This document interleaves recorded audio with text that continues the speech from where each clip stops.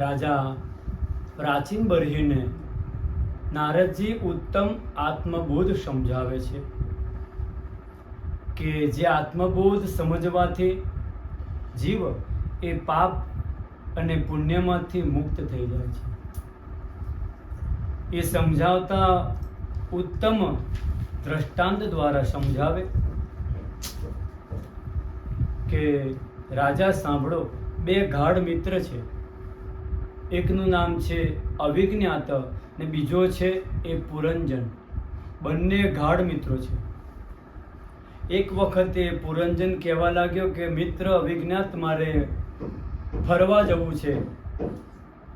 એટલે અવિજ્ઞાત કહેવા લાગ્યા કે ભાઈ પુરંજન સાંભળો, આ તમે ફરવા તો જાઓ, મારે આવવું નથી, પણ હું તમારી રાહ જોઈને બેઠો છું, જલ્દીથી તમે પાછા આવજો.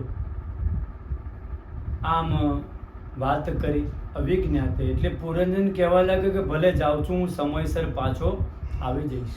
અને નીકળ્યા. ઘણા બધા નગરોમાં ફર્યા પણ કોઈ નગરમાં એમનું મન એ લાગતું નથી. એવામાં એક નવદ્વાર વાળું નગર જોયું. એમાં એક જોવામાં ઘણું સુંદર હતું. એમાં પ્રવેશ કર્યો તો સામેથી એક કન્યા એ આવતી દેખાય, જેમની જમણી બાજુ અને ડાબી બાજુ 5 સૈનિકો એની સાથે ચાલે. એની આગળ એક 5 ફણાવાળો નાગ એ પણ ચાલતો હતો. આવો પ્રભાવ જોયો પુરંજને. એટલે કન્યાને જોઈ અને બોલ્યો, તમારો પરિચય જાણી શકું છું? તમે કોણ છો? તમે ખૂબ સુંદર દેખાવ છો.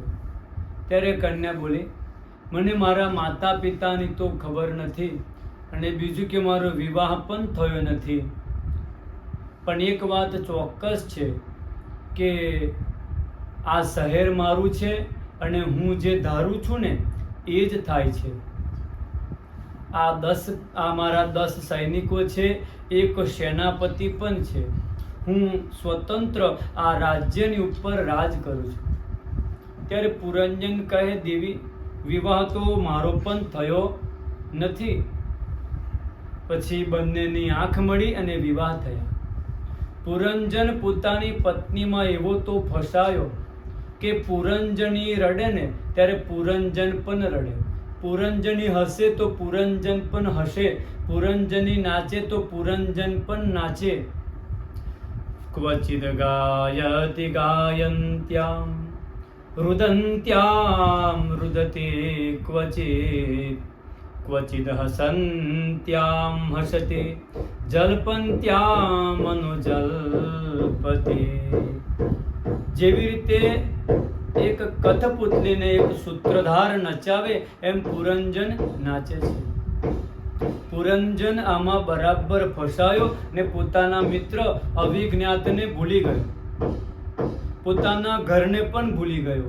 સમય વીતતો ગયો અને એક દિવસ જરા નામની એક કન્યા આવી. એને વિવાહ કર્યા ન હતા. એ જે પુરુષ પાસે જાય ને એ પુરુષ એને જોઈ અને મોઢું ફેરવી લે. બીવે છે એને જોઈને. બધા ભાગી જાય છે. એને કોઈ અપનાવતું નથી. એને કોઈ અપનાવતું નથી. એ વિચાર કર્યો શું કરું. એ રડતા રડતા ગંધર્વરાજની પાસે પહોંચી, જેનું નામ હતું ચંડવેગ.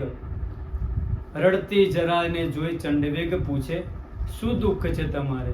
તો કહે, ભગવાને મારું મોઢું જ એવું બનાવ્યું છે કે મારી સાથે કોઈ વિવાહ કરતું નથી, તો હું શું કરું? ચંડવેગ કહે પ્રસન્ન થઈને કે તમારી સાથે કોઈ વિવાહ ન કરે તો હું તમને મારી બહેન માનું છું. હું તમને મારી સેના આપું છું, જેમાં કાળા અને સફેદ સૈનિકો છે. એને લઈને જાઓ. જે પસંદ આવે એની સાથે તમે વિવાહ કરો. જો તમે આવું નહીં કરો તો તમે કુંવારા જ રહેશો. માટે જે પસંદ આવે એની સાથે વિવાહ કરો. પછી એ જરાદેવી સેના લઈને નીકળી. એની દ્રષ્ટિ પુરંજન પર પડી. અને સેનાને આદેશ આપ્યો કે જાઓ અને પકડીને મારી પાસે લઈ આવો. આ બાજુ પુરંજનની સાથે મહેલમાં રહે છે. એને ખબર પણ ન પડી કે આપણા નગરની ઉપર હુમલો થયો છે. અને આ હુમલામાં બધા જ સૈનિકો એ પરાજય થવા લાગ્યા. સૈનિકો માર્યા ગયા. સેનાપતિ 5 ફણાવાળો નાગ એ બધા જ નગર છોડીને ચાલી નીકળ્યા. જ્યારે કોઈ રક્ષક ન રહ્યું ત્યારે સૈનિકોએ પુરંજનને પકડ્યો. સૈનિકોએ બાંધ્યો અને એને લઈને ચાલ્યા. બોલ્યો, હું મરી ગયો, મને બચાવો, હું લૂંટાઈ ગયો. મારી નગરની ઉપર મારી પુરંજની એ શું કરશે મારા વગર? આમ પત્નીને યાદ કરતા કરતા પ્રાણનો ત્યાગ કરે છે.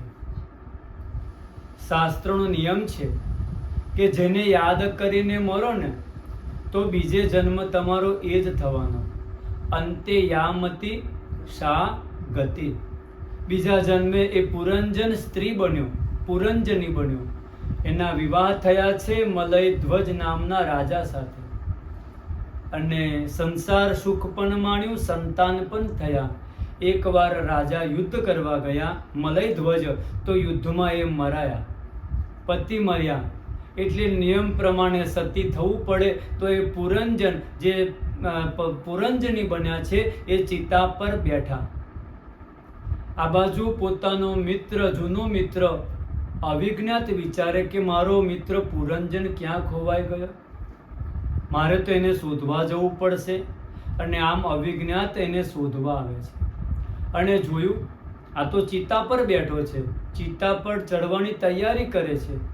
બૂમ પાડી, અરે ઓ મિત્ર, કેવું છે?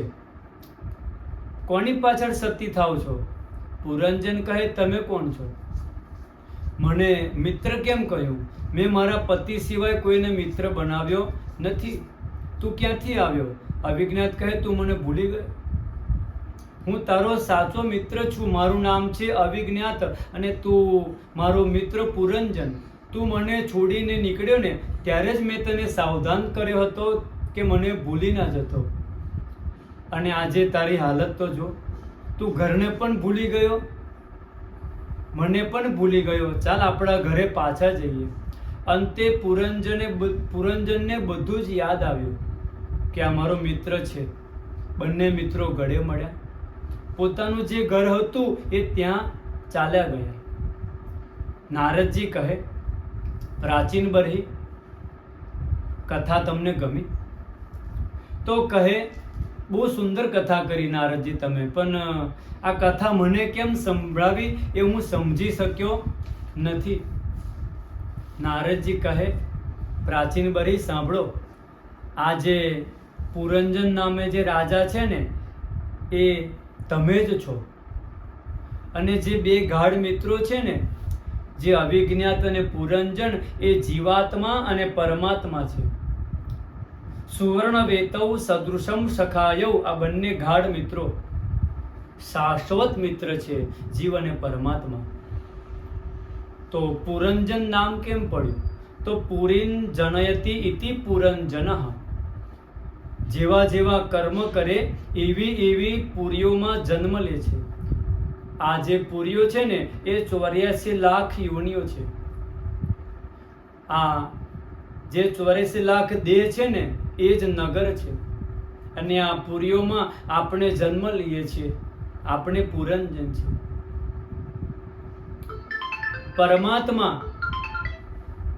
પરમાત્મા એ અવિજ્ઞાત છે, કેમ કે એ સર્વજ્ઞ છે. એવું કોઈ રહસ્ય નથી જે પરમાત્મા ન જાણતા હોય, જે પરમાત્મા ન જાણતા હોય. માટે એ અવિજ્ઞાત છે. તો હવે આપણે જે કંઈક સંસારમાં હું જીવું છું ત્યારે પરમાત્મા કહે, તું મને ભૂલી ના જતો. આ ઉત્તમ વાતો જે પ્રાચીન બરહીને જે સમજાવે છે એ આપણે આગળ સમજીશું. જય શ્રી કૃષ્ણ.